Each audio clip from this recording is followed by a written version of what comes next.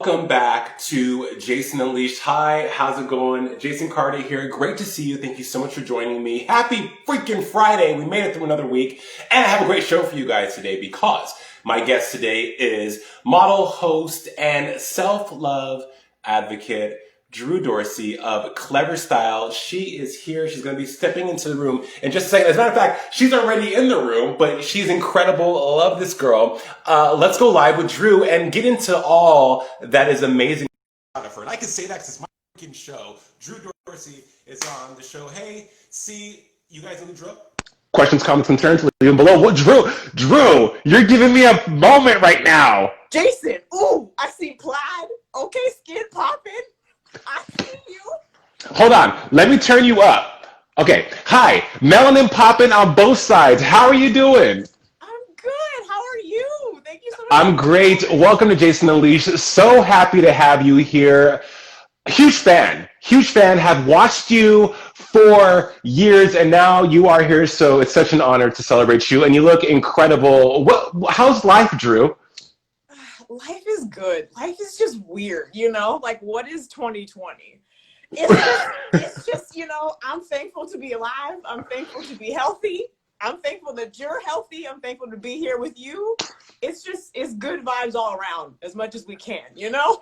100%. Well, look, we're going to celebrate you like no other, but I have to look where to begin. And when I was thinking about talking to you today, I thought like, wow, she has this incredible career and you have blossomed from being an entertainment reporter to now being a model, to being what, as you call, a self-love advocate. We're going to touch on all that. But for myself, when I look at you, especially in 2020, Drew, I am so in awe over your evolution. Last summer, it seems like you stepped out of this chrysalis and have emerged as this butterfly, natural hair, just a whole new person that was always there. You have always been this natural beauty, but we've seen a new era, as you said on Twitter back in July, of Drew Dorsey. What was the impetus of that? What made you want to be like, you know what? Boom, here's Drew 2.0. First of all, you're so sweet. You make me feel way cooler than I actually am.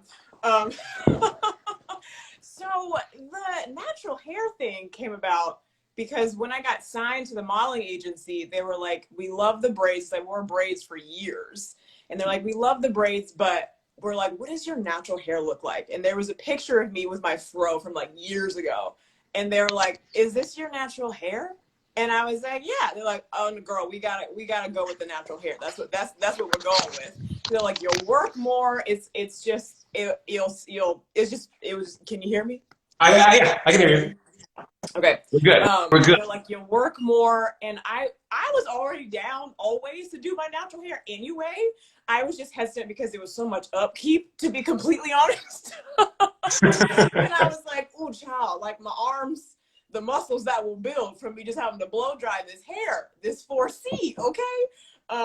But when they said that, I was like, hell yeah, I'm down. So I committed to the natural hair journey, and I've just been living my best life with it since. You know, I feel like this is what I was meant to be. It looks incredible. Shout out to Emil Ennis Jr. in the chat, and also Courtney Tezano. They're watching right now. Hi, friends.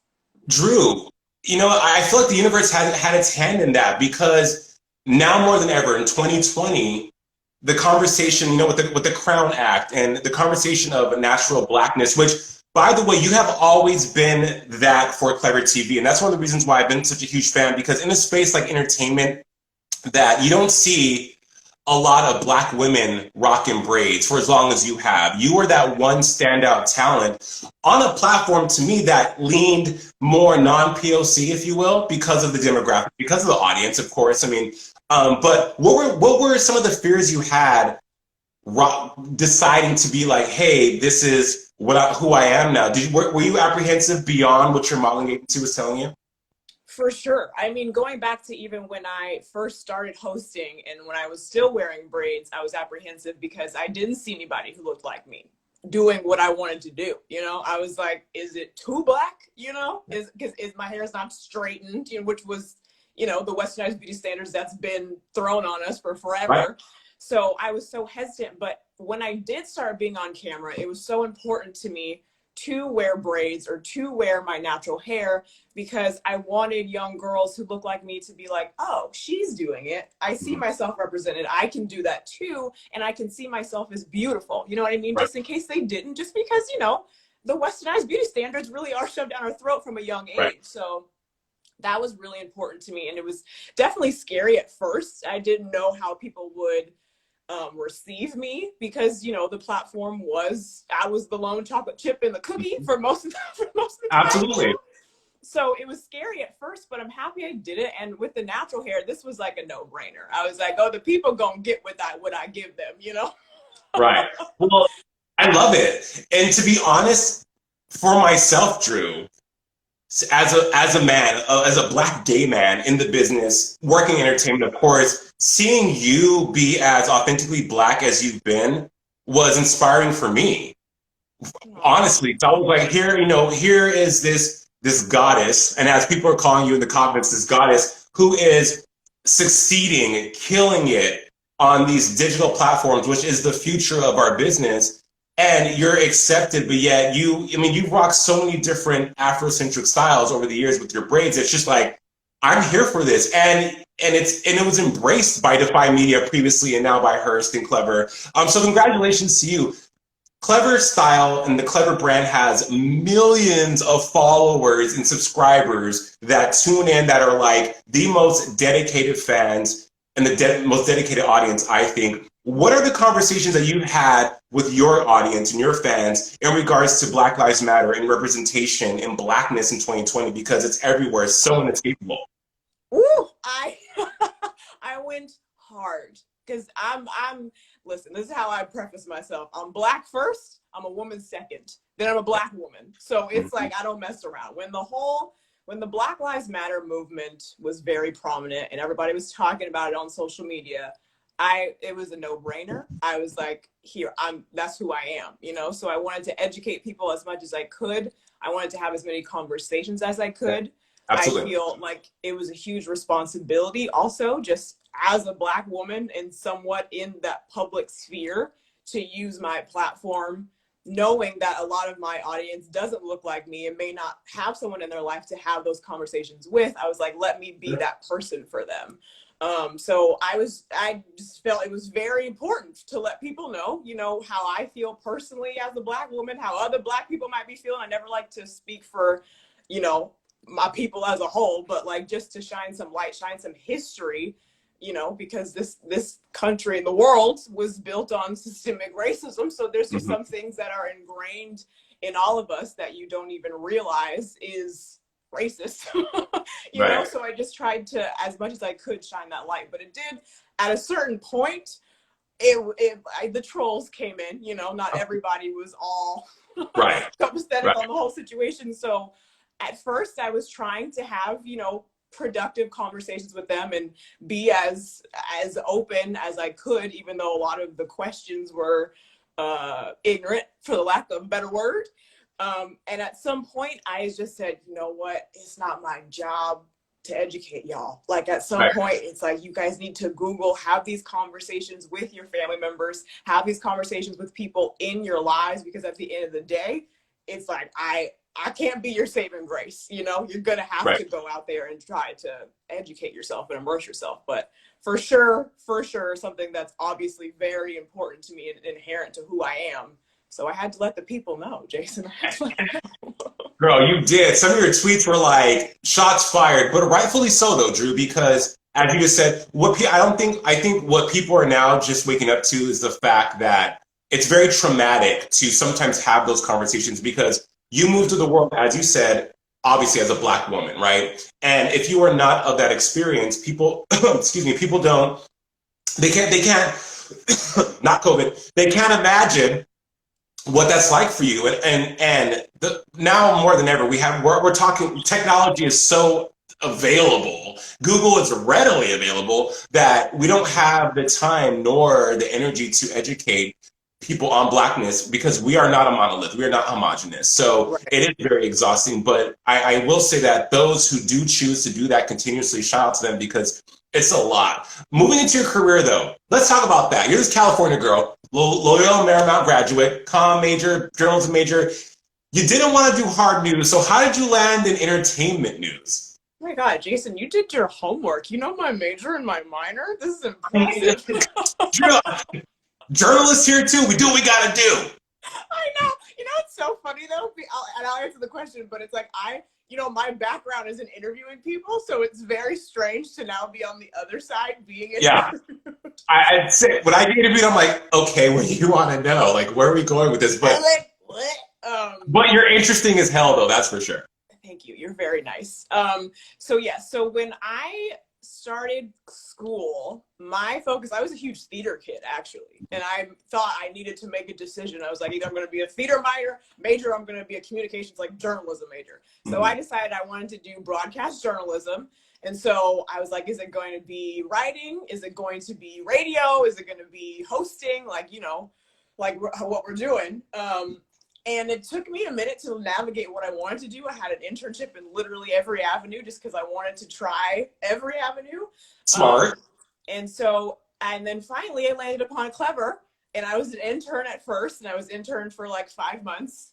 And then I started writing for them, and I was like, oh, this is what I want to do. I'm good at it. I want to do writing. And then I was doing a few other little editorial things for different sites. And it was mainly like entertainment news focused. And so I started doing that and doing the whole, carpet circuit and junket circuit. And then like halfway through, I was like, I don't want to talk about other people's lives. It felt intrusive, it felt like from an entertainment, it would be like, I'm talking about people's scandals or, personal things that are going on in these celebrities' lives. So I don't know them personally. Like it just, even though it was coming from, a journalistic view, so it's like very unbiased and, I just felt like weird and icky being like, this person's in rehab. Let's 5 reasons why that we think that they landed there. So I stopped doing the news. Was it because of the pandemic? I don't know, because I was still working on like the news side of things. But I did decide that I wanted to more focus on being more of a personality as opposed to like hard news, and especially hard news. Hard news is a whole other thing because it's like when you first start out, it's like you're on site talking about like someone's house just got flooded, or there was an earthquake, or there was a fire, and then you have to talk to the family, and it's just draining. I remember I read Andy Cohen's like his first book, and he started out doing that for like 10 years. And I was like, I don't want to do hard news. After that, I want to talk about the fun stuff, Right. So that's really when the transition happened. And then I obviously loved doing interviews and because I wanted to learn about people and learn about why they were passionate about stuff and hear them talk about their projects. So it just shifted, it was shifted to me not wanting to talk about the nitty gritty and just more so like what makes people human and their passions and stuff, But don't you think, Drew, that like there's such an intersectionality now with entertainment, pop culture news? Like, from what you do in your experience, how do you think it's shifted now? Like, I mean, you've been at CLEVVER for since 2014 and have been covering entertainment news for a minute. And you've seen the ebbs and flows. You've seen the evolution of what our business is, one, and two, how entertainment news has shifted to something different. What do you think that something different is? I want to say that I think that we've become more human and less gossipy.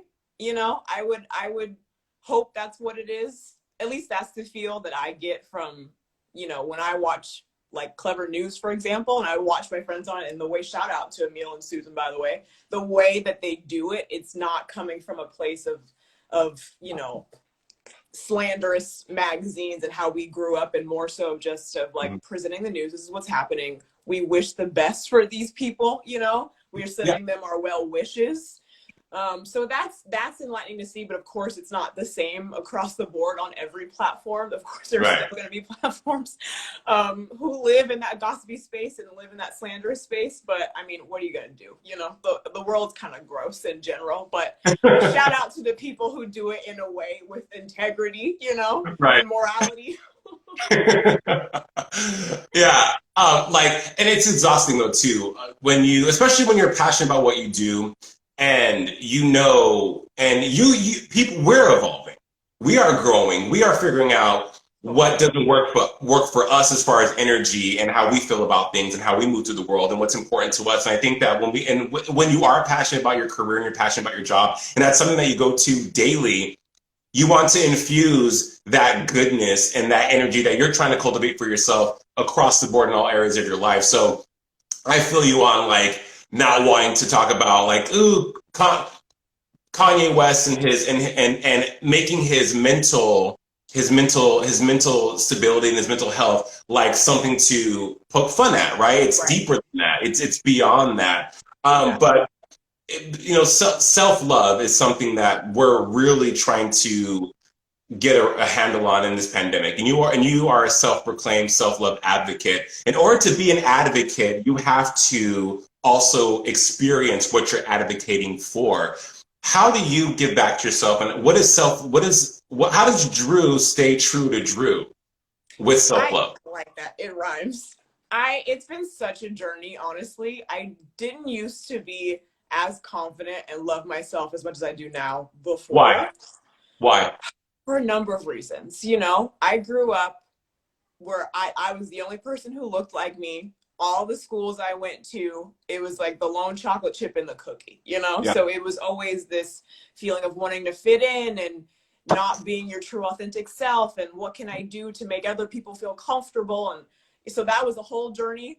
And then I think moving into the entertainment space, I used to look completely different. And that's not to say like if you weigh a certain weight or you have like a certain, I don't know, if you have acne or something, it doesn't mean that you can't succeed. But in my mind, growing up, I'm like, the women look a certain way on TV, so I need to look that way, you know? 100%.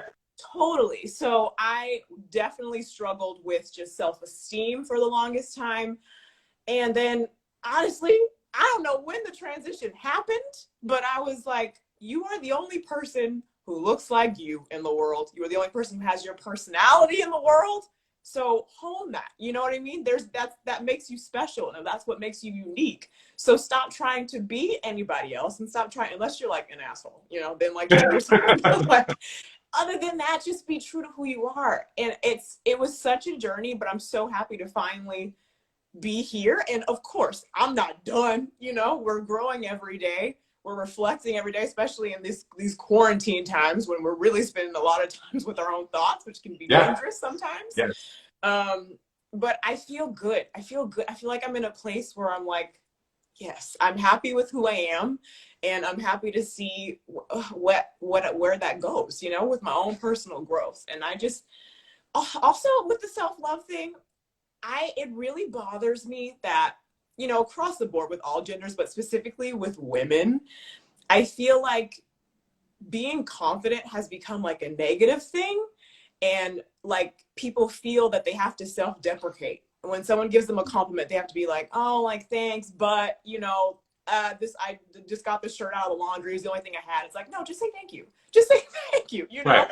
And I don't know. It's like being confident is not relatable, or it's like not likable. And I'm like, we need to change that narrative, because we need to change it to no, being confident, and not in an arrogant way, you know, but just loving yourself should be what people aspire to be, and not self-deprecate and like not accept a compliment. I don't want that to be relatable, you know? I want people to want to be overachievers and love themselves and just be true to who they are. I saw a meme. What did it say?